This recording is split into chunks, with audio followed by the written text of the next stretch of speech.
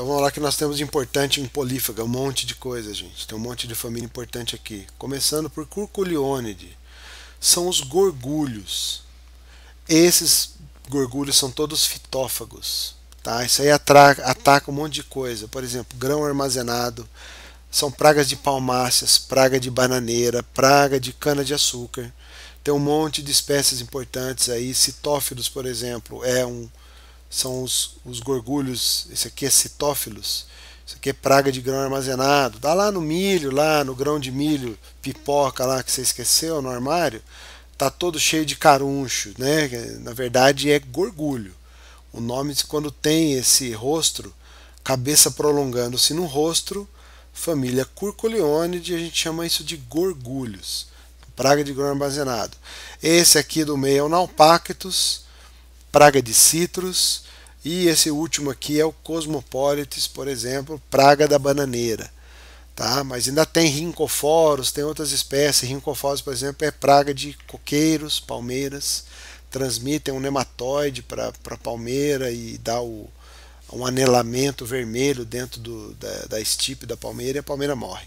Então são pragas bastante sérias, tá bom? Família Curculionidae, tudo fitófago. A característica é ter essa cabeça prolongando-se num rosto. Pode ser um rosto bem grande ou um rosto pequenininho, e as peças bucais estão na ponta desse rosto, as mandíbulas. E as antenas são antenas compostas. As antenas são essas antenas genículo clavadas, genículo captadas nessa família Curculionidae. E a larva também ganha nome da família, larva curculioniforme, a larva da família Curculionidae. Cabeça distinta, corpo levemente encurvado e sem ausência de pernas torácicas e pernas abdominais também. Não tem, é a larva ápoda, corpo encurvado, cabeça distinta, visível. Isso aí é curculioniforme. Mais uma. Família Passalidae é uma família de besouros detritívoros. Você vai encontrar esses besouros em troncos caídos, troncos em decomposição. Rola ali o que a gente chama de pseudo-sociedade, né? Que você encontra várias fêmeas ali e as larvas todas mais ou menos juntas. Né? Então você encontra adultos e larvas misturados ali. Então tem larvas de várias fêmeas, né? Vivendo em conjunto ali. Não chega a ser uma sociedade, mas é uma pseudo. Tá? Então tá aqui a larva que você vai encontrar normalmente em troncos que estão apodrecendo. Tá? Família Passalidae, característica da família esse pronoto com um sulco aqui, ó. Tá vendo? Cabeça, pronoto, um sulco, o pronoto é destacado, ó. Tem essa constricção no corpo, depois vem o meso e metanoto, onde estão as asas, tá bom? E o abdômen, tá bom? Bem característico isso aqui. Antenas lameladas também. Outra família muito importante, Scarabaeidae. Aí é onde estão os besouros rola-bosta, também chamados de escaravelhos. Normalmente esse grupo é detritívoro, tá? Se alimenta em fezes, mas tem predadores aí também, tem besouros escarabeídeos, rola-bosta. Aí não vai ser rola-bosta, mas ele preda larvas de outros rola-bosta, tá? E fitófagos também, que se alimentam de raízes das plantas. Então esses gêneros aqui, ó, são gêneros Euteola, Stenocrates, esse aqui é Euteola, esse aqui é Stenocrates, que tem essas larvas escarabeiformes, tipo pão de galinha. Então, essas larvas se alimentam de raízes de plantas, então pode ser um problema. Pão de galinha porque quando o pessoal revolve o solo, na hora de preparar, revela essas larvas aí e as galinhas ficam lá ciscando.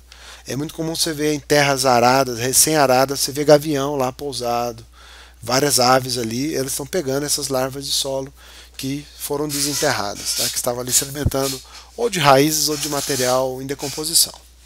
Ok? Então um grupo muito importante para detritivoria. Se não houvesse escarabaeides, se não houvesse besouros rola-bosta, o que os pesquisadores calculam é que nós teríamos mais ou menos 3 a 4 metros de fezes de gado cobrindo a superfície do planeta Terra. Tá? Tudo que tem de terra no planeta estaria coberto por 3 a 4 metros de merda, de bosta de vaca, se não tiver os besouros rola-bosta, tá bom? Então, extremamente importantes. Nessa família está o Megasoma, são os maiores besouros, os maiores espécies de besouros que existem, besouros bem grandes. Eu tenho um desse tamanho, assim, está no vidro, está lá no laboratório. Eu quero incrustar ele em resina, fazer um pesão assim desse tamanho. O bicho é enorme, são muito grandes, pesados. Normalmente você vê chifres nessa família Scarabaeidae. Você vê isso aqui, você vê chifres aqui, ó. Só os machos têm chifre na família Scarabaeidae. Só os machos. Eles usam os chifres para disputar as fêmeas, disputar território com outros machos, tá? Diferente da nossa espécie, que machos e fêmeas desenvolvem chifres, tá bom? Foi uma piadinha idiota, eu sei. Outra família, essa aqui eu coloquei por curiosidade, que é Lucanidae. Lucanidae são esses besourões grandes também, com mandíbulas muito desenvolvidas. Aqui não são chifres, são as mandíbulas, tá? Então também rola aqui, ó, disputas territoriais, né, entre os machos para ter o seu harém de fêmeas, que é isso que os Scarabaeidae fazem lá também com seus chifres, tá? E a larva dele também é do mesmo tipo de Scarabaeidae, a larva Scarabeiforme, só que aqui são mais em madeira podre. Essas larvas estão em madeira em decomposição, em madeira podre, tá bom? Então só por curiosidade, não é um grupo que causa grandes problemas para a agricultura, ok? Staphylinide são chamados popularmente de potós. Esse grupo é predador. Adultos e larvas são predadores. As asas são do tipo braquiélitro. É um élitro que não cobre o abdômen. Uma boa parte do abdômen está visível aqui, tá? Outra coisa interessante dessa família é você não confundir um Staphylinide com um Dermaptera, ou a tesourinha, né? Vocês conseguem sacar qualquer diferença entre Dermaptera, tesourinha e Staphylinide? Os dois têm asa e mielitro, mas tem outras duas diferenças que eu vou contar aqui, apesar que eu vou pedir na prova. Dermaptera, tesourinha, primeira coisa é paurometábola, ovo ninfa adulto. Staphylinide é holometábola, que é um besouro, tá? E a segunda principal diferença é que Staphylinide, os cercos não são desenvolvidos, né, em Staphylinide, mas em Dermaptera tem aqueles cercos grandes que vocês viram na aula de Dermaptera lá, beleza? Mais uma questão dada de graça para vocês. A larva de Staphylinide é campodeiforme, então larvas com pernas muito desenvolvidas em relação ao tamanho do corpo, tá? Mandíbulas aí muito desenvolvidas, mas principalmente o conjunto de pernas bastante longas em relação ao tamanho do corpo é que define uma larva campodeiforme, que é a mesma larva das joaninhas, por exemplo, que são todas predadoras. Larva de crisopídeo também é campodeiforme, tá? Família Bruchidae, aqui estão os carunchos. Então nós vimos lá atrás, Curculionidae, estão os gorgulhos, e aqui é o que a gente chama de caruncho, caruncho do feijão, caruncho da soja, praga de grão armazenado. Praga de grão armazenado é o seguinte, isso aí vocês vão ver lá na reta aplicada também. Grão armazenado é tolerância zero. Não é permitido pragas em armazéns, porque todo o dano que você tinha para sofrer, você já sofreu desde o plantio até a colheita, pós-colheita, perdas na colheita. Então você não pode perder mais nada. Depois que está no armazém, tem que estar totalmente preservado. Então isso daqui são tipos de insetos que atacam a cultura lá no campo, entram dentro dos grãos. Se você não tiver um bom controle, isso aí vai para dentro do seu silo e acaba com seus grãos. Então isso é inadmissível, tá bom? Vocês vão ver isso aí lá na ento aplicada. Então ataca grão armazenado. O Calosobruchus, por exemplo, é esse aqui, né? Esse aqui é o Calosobruchus. O caruncho do feijão, de várias leguminosas, né? E as larvas são essas aqui, ó. Cabeça quase indistinta, corpo ápode também, sem pernas aqui, ó. O que caracteriza a família Bruchidae é o pigídio exposto. O finalzinho do abdômen aqui, ó, é exposto, uma placa que ela tem ali no final do abdômen chamada de pigídio. Então, o pigídio exposto é o que caracteriza essa família aí. Lembrando que são insetos sempre pequenos, né? Meio centímetro, menos que meio centímetro, né? os carunchos, assim como os gorgulhos de sementes também são bem pequenos. Cerambícide aqui já são insetos de tamanho bem maior, antenas muito longas, isso aí são chamados de brocas ou serrapaus. Os adultos serram, né, os galhos com as suas mandíbulas bem poderosas, né? Eles vão cortando o galho e afunilando ali até que chega uma hora que o galho quebra. E ali naquele ponto da quebra é que ele bota os seus ovos. As larvas penetram no ramo, no tronco das plantas, e as larvas se alimentam da madeira da árvore ainda viva. Então isso aí é uma praga de frutíferas, de citros, de eucalipto, de várias espécies aí, de espécies arbóreas utilizadas, né, pelo paisagismo. Então flamboyant e várias árvores são atacadas por cerambicídios. As antenas são bem longas, antenas cetáceas longas, tá vendo? Bem característica desse grupo aqui, né? A larva também tem o nome da família, que são as larvas cerambiciformes. Característica dessa larva são esse anelamento do corpo aqui, ó. Tá vendo? Os segmentos são bem tem essa constricção bastante avantajada entre um segmento e outro. Tá? Parece que a larva está encolhida assim, né? Cerambiciforme. E tem uma coisa curiosa nesse grupo aqui, que é o único caso que pelo menos eu conheço, de insetos que tem uma glândula de veneno na antena. Então, um cerambicídio, esse cerambícide aqui, Onychoceros albitarsis, ele tem essa estrutura aqui na ponta da antena, cara. Isso aqui é uma glândulazinha de veneno. Eles chamam isso de besouro escorpião por causa da semelhança, né, com o telson lá dos escorpiões, que está na pontinha lá do metassoma do escorpião, né. É bem curioso isso. Esse inseto é brasileiro, ocorre no interior de São Paulo. Esses tempos aí pegaram esse bicho de novo lá, Bauru, sei lá, naquela região lá, um bicho mais ou menos normal por ali. E ele se você pegar ele encosta essa antena em você e dói, dá uma picadinha ali. Tá? É curioso isso daí. É o único caso que eu conheço de inseto que tem veneno na antena. Tá bom? Curiosidade para vocês aí. Mais um polífaga muito importante, Crisomélide. Isso aí são as vaquinhas, chamadas popularmente de vaquinhas. As vaquinhas são sempre fitófagas. Eu, pelo menos, não conheço nenhuma espécie de vaquinha que seja predadora. É isso que é o negócio. Então, vaquinha, Crisomélide, é um grupo fitófago. Os adultos fazem furos nas folhas de um monte de coisas, de hortaliças, de grãos, qualquer tipo de grão, soja, feijão, milho. Frutíferas também, tem várias espécies de Crisomélide que atacam plantas frutíferas, tipo goiaba, manga. Os adultos furam as folhas e as larvas vivem no solo, se alimentando das raízes. Então, chamada larva alfinete, por exemplo, da diabrótica aqui, a diabrótica especiosa, vulgarmente chamada de brasileirinho, por motivos óbvios, né? É um crisomelídeo cuja larva tem o apelido de larva alfinete, porque quando você revolve o solo, você vê umas larvas fininhas e branquinhas. Então o pessoal começou a chamar isso de larva alfinete, come raiz e causa prejuízo sério, tá? Em culturas aí importantes, normalmente em monocultura, em larga escala, né? Tá bom? Então, Crisomélide.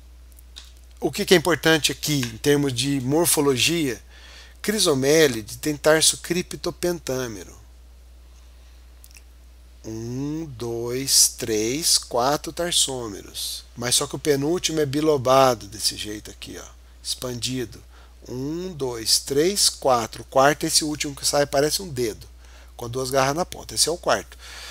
Então, quando tem o penúltimo tarsômero bilobado ou expandido, significa que o inseto é cripto. Então, só contei 4, mas na verdade são 5. Então, é o famoso criptopentâmero. O que diferencia essa família da próxima família, que é justamente das joaninhas. Coccinellide. Coccinellide é predador. Existem espécies fitófagas também, mas pouquíssimas. Tá? Tem uma espécie aí que é praga de giló, qualquer coisa assim. Tá?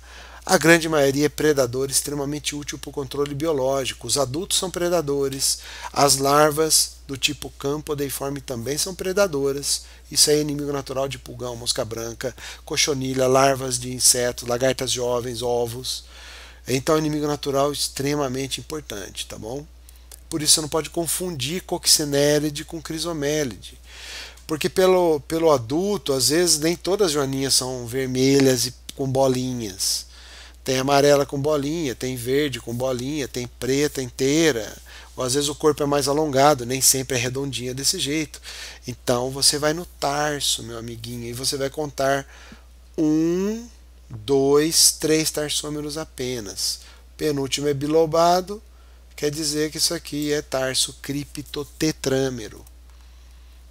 Por isso que é importante saber contar pelo menos até 5 para estudar inseto. Para você não dar má nota lá e depois mandar o cara fazer controle de joaninha ou ver um monte de crisomelídeo lá e achar que está cheio de predador. Eu já vi muito agrônomo dar essa má nota. Se você não prestar atenção aqui, você vai ser um desse no futuro. Não seja essa pessoa, tá bom? E eu vou perguntar isso na prova. Muito bem.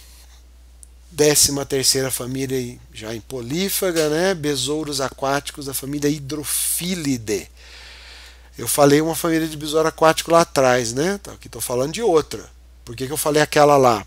Porque é de outra subordem, né? É outra subordem. Aqui está em polífaga, lá era em adéfaga. Isso aqui também é besouro aquático, a larva também é predadora. A característica dessa família é uma característica também, eu não conheço outra família de besouro que tem isso aqui, ó. O palpo labial é mais longo que as antenas, ó. Tá? Essa é a característica de Hydrophilidae, palpos labiais tão ou mais longos que as antenas.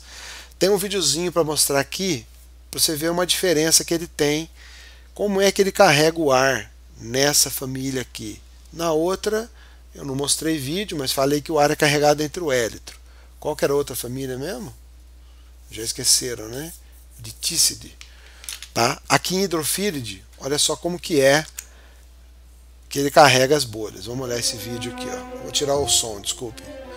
Olha que musiquinha ridícula que o cara pôs. É brincadeira.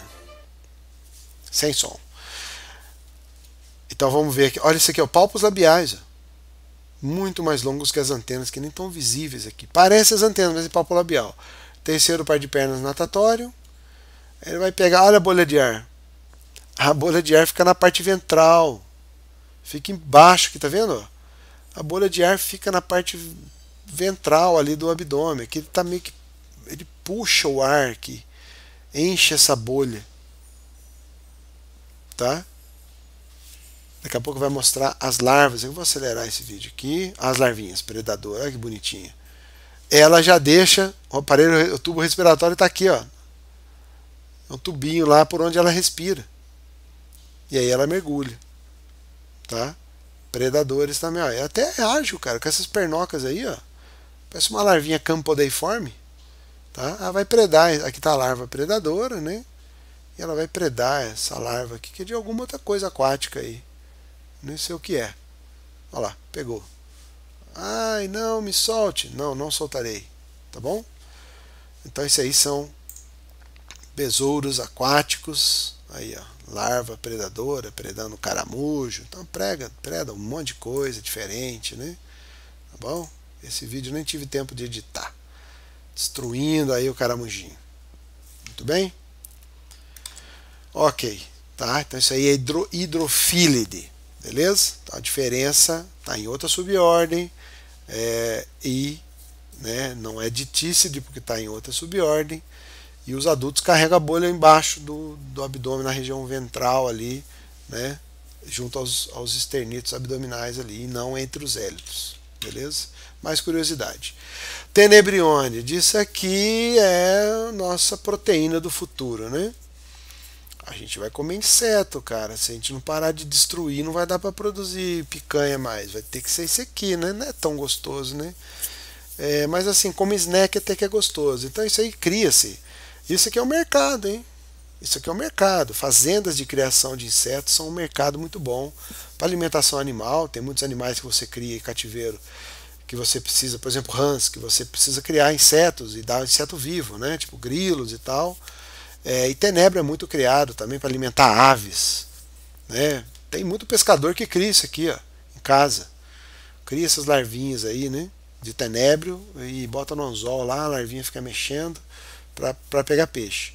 E a gente vai acabar comendo isso daí através de farinhas, né? Começar com farinhas, colocando no pão, no bolo, não sei o que, até a gente acostumar a pegar o bichano assadinho lá, o frito e comer.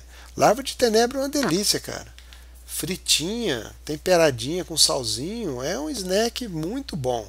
Você encontra isso nos mercados da Europa inteira lá, snacks, sabor não sei o que, eles, igual em vez de amendoim, come isso daí, tá? É muito bom, beleza? Então, família Tenebriones, besouros da farinha, né? Se alimenta em pão, farinhas. É muito fácil criar isso daí. Você cria numa caixa, é seco, a criação é seca.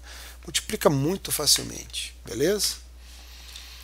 Buprestide, isso aí o pessoal chama de besouro caicai. Na verdade, um monte de família de besouro tem esse comportamento. Quando você toca ele está na folha da planta. Se você toca ele, o bicho finge morto. Pum, ele cai, rola, vai pro chão e fica quieto.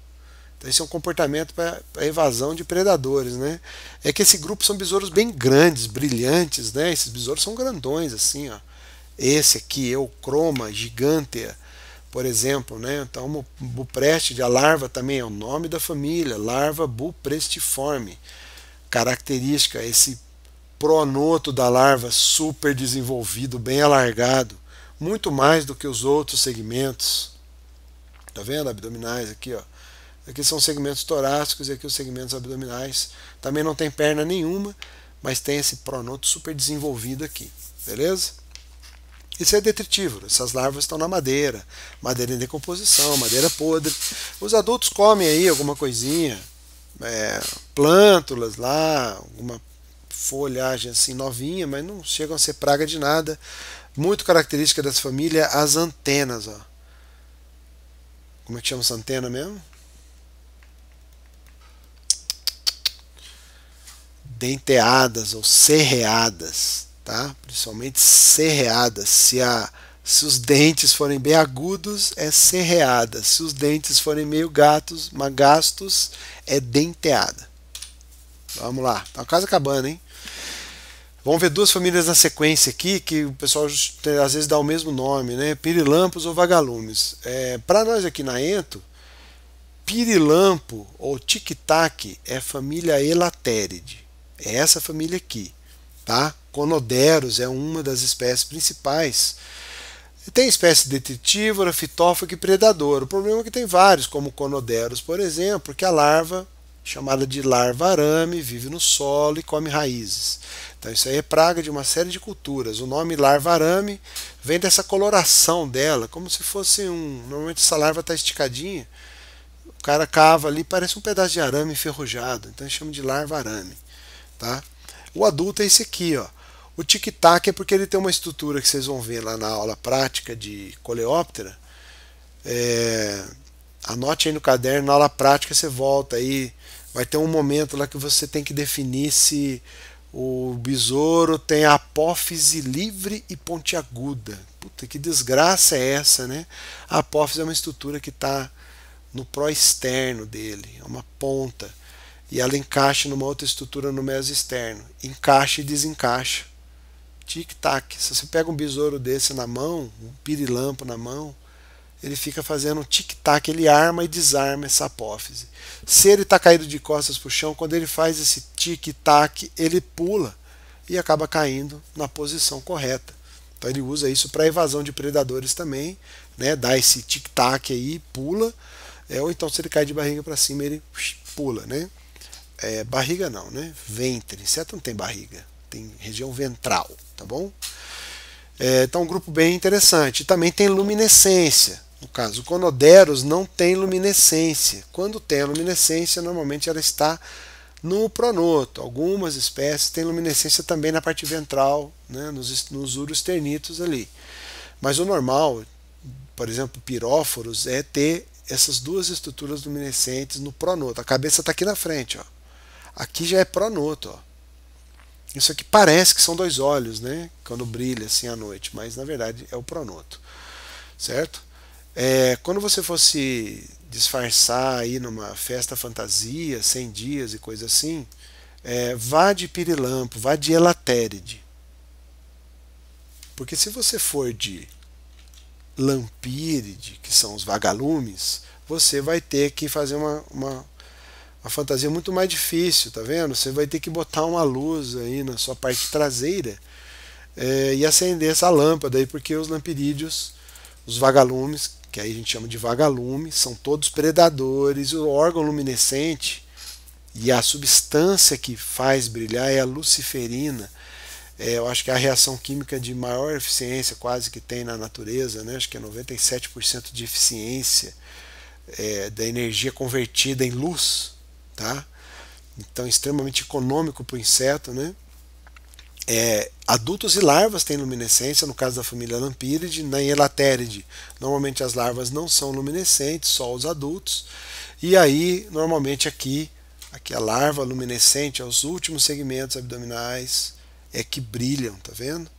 Então, no inseto morto, você olha no abdômen, você vê lá que os últimos segmentos são amarelos, perdem o brilho, que o inseto morreu, mas dá para ver ali órgão luminescente, é a parte amarelada da parte ventral do abdômen, então os últimos uroesternitos, tá bom? Então, fotinos, por exemplo, é muito comum aqui, ó, é um vagalume, né? Então, acende aqui, os vagalumes usam isso para se comunicar. Fêmea é que pisca para atrair o macho, certo? Tá? Então, às vezes podem piscar em diferentes frequências e momentos e tipos de voo, piscando, eles fazem desenhos no ar, né? E aí o indivíduo da espécie reconhece e chega para acasalar, beleza? Então são predadores, aqui as larvas são predadoras, vivem no solo, são bem vorazes. Então, por isso que a gente separa, lampíride e vagalume, predador. Elatéride, a família anterior aqui, pirilampo, tic-tac, mas a importância é espécie fitófaga aqui, larva arame, tá bom? Muito bem. E Hymenoptera é a última que nós vamos ver.